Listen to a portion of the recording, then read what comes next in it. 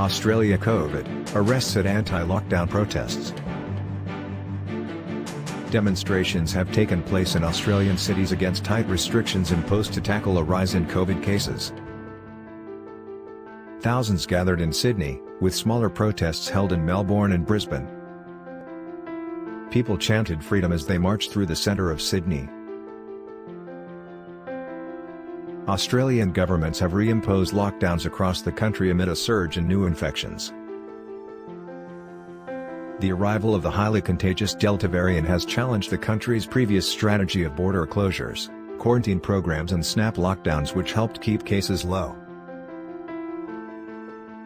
Vaccination rates remain the lowest among developed nations, with fewer than 14% of people jabbed.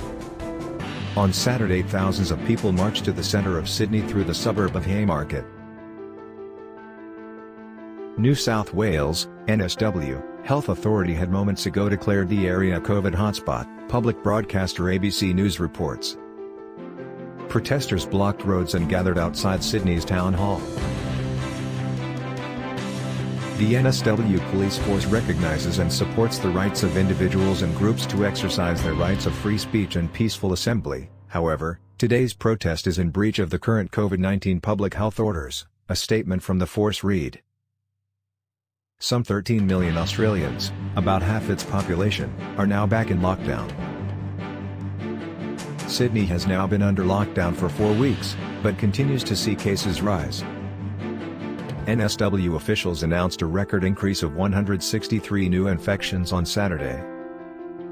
State Health Minister Brad Hazzard echoed calls by Premier Gladys Berejiklian for other states to send extra vaccine doses to NSW. If it gets worse here in New South Wales, it could actually create massive problems for the whole country, Mr. Hazzard reportedly said.